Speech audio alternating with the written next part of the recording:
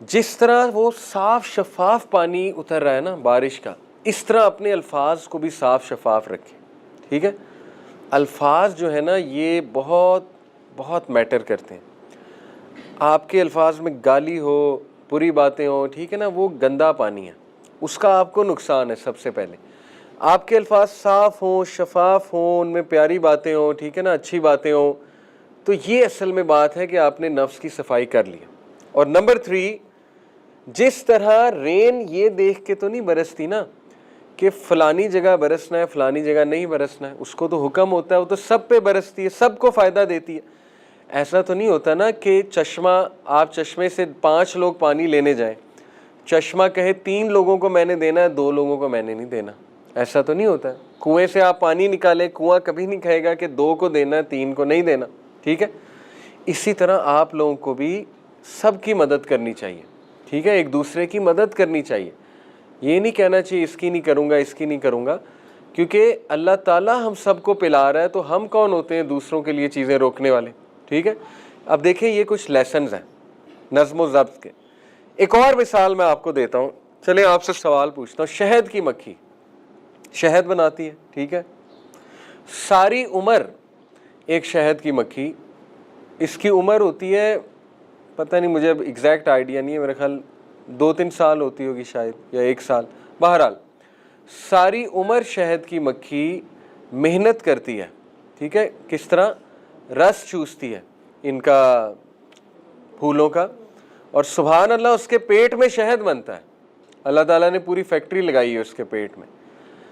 آپ مجھے اندازاً بتائیں کہ ساری عمر شہد کی مکھی کتنا شہد بناتی ہوگی؟ ایک شہد کی مکھی ساری عمر میں محنت کر کے اندازاً بتائیں، تھوڑا آئیڈیا.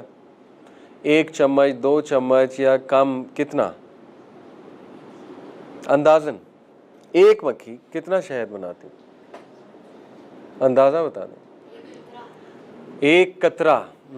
اس پہ سوچا جا سکتا ہے.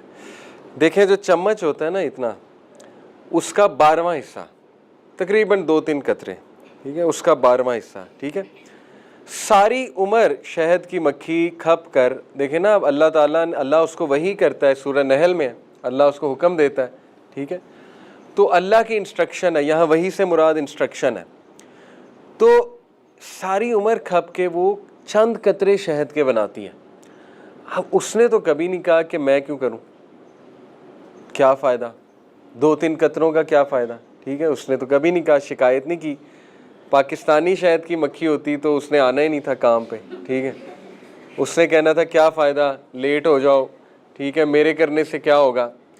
لیکن شہد کی مکھی اللہ تعالیٰ ہمیں اس سے سکھا رہا ہے. ایویں سورت اللہ نے اس کے نام پہ پوری سورت کا نام رکھ دیا، نحل.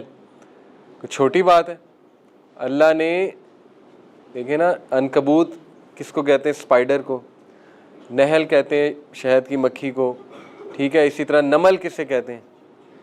چیونٹی کو. اللہ نے ایسے یہ کریڈٹ نہیں دیا ہوا ان مخلوقات کو. یہ کبھی آپ غور کریں، چیونٹی جو ہے اس کو کبھی آپ آبزرو کریں. چیونٹی کو، چیونٹی چل رہی ہو نا، اس کے آگے آپ ہاتھ رکھ دیں تو وہ رک جاتی ہے. کیا کرتی ہے؟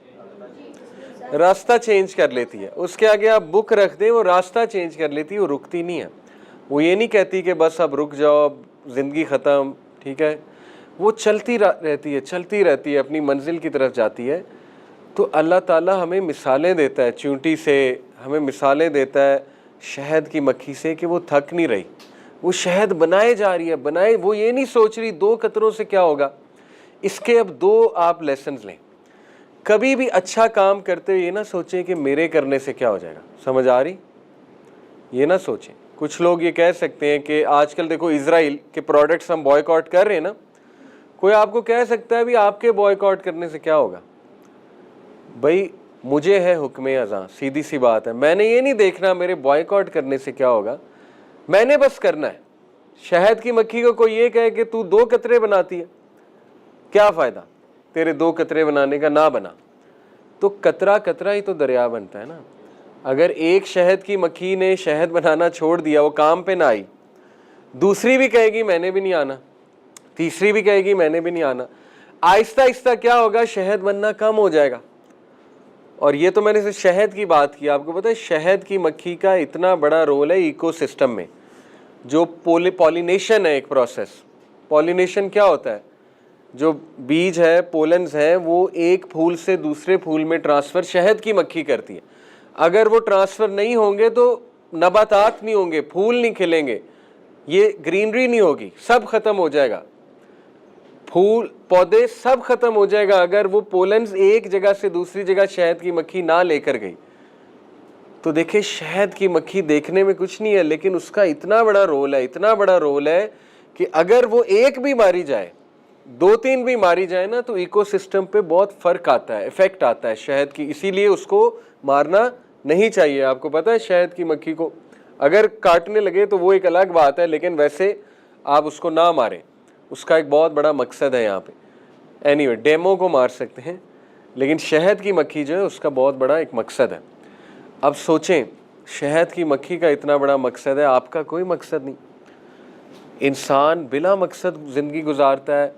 انسان یہ کہتا ہے میرے فجر پڑھنے سے کیا ہو جائے گا, میرے اچھی بات کرنے سے کیا ہو جائے گا, میرے بوائے کرنے سے کیا ہو جائے گا, میرے چند ایک چیزیں کرنے سے کیا فرق پڑ جائے گا. بھائی فرق پڑے گا. 10 لوگ رول کو فالو نہیں کر رہے, ہو سکتا ہے آپ کہیں یار میرے رول کو فالو کرنے سے کیا ہو جائے گا. ہوگا, ہو سکتا ہے آپ کو دیکھ کے دوسرے فالو شروع کر دیں. میں آپ کو ایک مثال دیتا ہوں. دیکھیں یہ میرے ساتھ ہوا, میں اشارے پہ کھڑا ہوا, ایک اشارے پہ, تو سارے لوگ جو ہے نا وہ چلی جائیں کیونکہ پولیس والا نہیں تھا, اور ہماری عادت ہے پولیس والا نہ ہو تو ہم فالو نہیں کرتے رولز. ہم کہتے ہیں چھوڑو پولیس والا نہیں کھڑا, بس ایسی کی تیسی. اب سارے جا رہے ہیں, ایک گاڑی بیچاری آگے پھنسی ہے, اس کو کوئی رستہ ہی نہیں دے رہا, ٹھیک ہے. اب میں رک گیا, میں نے کہا چلو کوشش کر کے دیکھتے ہیں اس کو رستہ دے دیتے ہیں. میں رک گیا. آپ یقین کریں مجھے دیکھ کے 2-3 اور رک گئے, ٹھیک ہے. اور جب وہ 2-3 اور رکے تو ٹریفک ٹھیک ہو گئی, اور ٹریفک ٹھیک ہوئی تو ادھر سے جو گاڑیاں آ رہی تھی وہ چلی گئیں. تو یہ نہ سوچیں میرے کرنے سے کیا ہوگا, سمجھ رہے ہیں, آپ کے کرنے سے یہ ہوگا کہ ہو سکتا ہے آپ کو دیکھ کے دوسرے کرنا شروع کر دیں, ٹھیک ہے. تو یہ مثال آپ ہمیشہ یاد رکھیں شہد کی مکھی کی. آپ رولز کو فالو کریں, دوسرے دیکھ کے. سوئی جو ہے یہ نظر نہیں آتی, اتنی چھوٹی ہے, اگر یہاں زمین پہ پڑی ہو ہم گزر جائیں گے اور ہم کہیں گے کچھ بھی نہیں پڑا ہوا, بس دیکھے بغیر ہی گزر جائیں گے, ٹھیک ہے. لیکن اس کا اتنا بڑا مقصد ہے سوئی کا. آپ بتائیں کیا مقصد ہے, اگر سوئی نہ ہوتی تو کیا. جی ویری گڈ, کتنا بڑا مقصد ہے.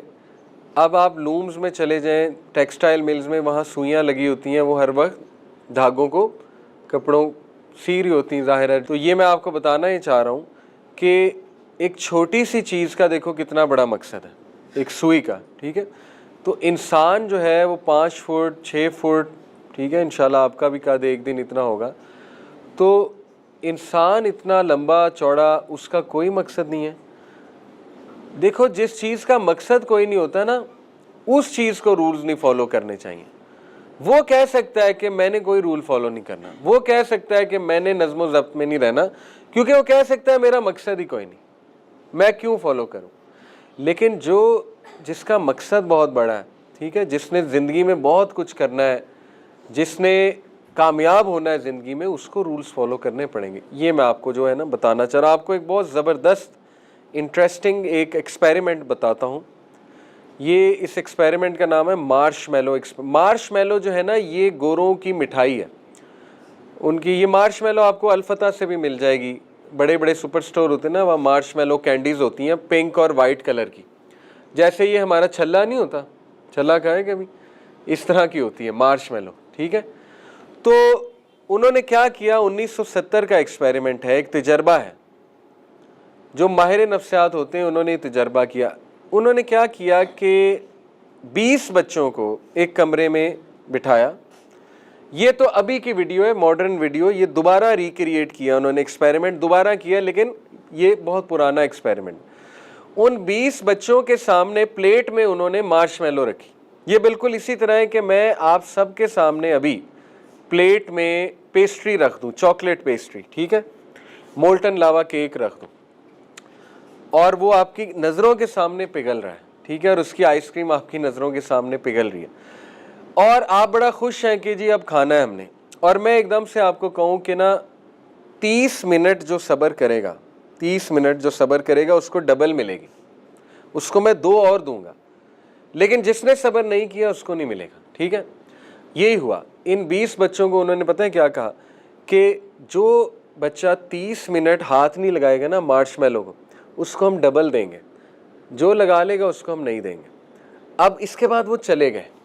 اب بچوں کو نہیں پتا تھا کہ ہڈن کیمراز لگے ہوئے, ٹھیک ہے, کہ کیمرہ سے انہیں دیکھا جا رہا ہے, بچوں کو نہیں پتا تھا. اب بچوں نے کیا کیا, جیسے ہی وہ باہر گئے, کچھ بچے بہت شرارتی تھے, انہوں نے اپنی بھی کھا لی, دوسروں پہ بھی جھپٹا مارا, انہوں نے بدماشی دکھائی, انہوں نے کہا کہ ایسی کی تیسی, اس اپنی بھی کھائیں گے اس کی بھی کھائیں گے, اور پھر الزام لگائیں گے کہ اس نے کھائی, ٹھیک ہے. وہ ذرا شرارتی تھے. اب دیکھیں کچھ جو ہے شریف بچے وہ ویٹ کر رہے ہیں, یہ جو بچی ہے یہ وہ انتظار کر رہی, اس طرح سے صبر کر رہی ہے, ٹھیک ہے. یہ بیچاری صبر کر کر کے اس کا کیا حال ہو گیا, یہ دیکھیں اس نے تھوڑی سی کھا لی, یہ ہاتھ لگا بیٹھی, اس سے نہیں ہوا برداشت, اس نے کم از کم پکڑ لیا, ٹھیک ہے. اور یہ دیکھیں یہ خود بھی کھا رہا ہے, and I'm sure یہ دوسروں کی بھی کھائے گا, ٹھیک ہے. ایسے بچے ہمیشہ ہوتے ہیں. تو 30 منٹ بعد وہ اندر آئے اور انہوں نے کہا جی ہم نے دیکھ لیا کیمرے میں کہ کس نے کیا کیا ہے. ابھی تجربہ یہاں ختم نہیں ہوا, آپ حیران ہو جائیں گے. ان بچوں کا بایو ڈیٹا, نام, سب کچھ انہوں نے نوٹ کیا, ایڈریس. 20 سال ان بچوں کی زندگی کو سٹڈی کیا انہوں نے, 20 سال. یہ مارش میلو سٹڈی ہے, گوگل پہ کبھی لکھیں مارش میلو سٹڈی, بہت زبردست سٹڈی ہے.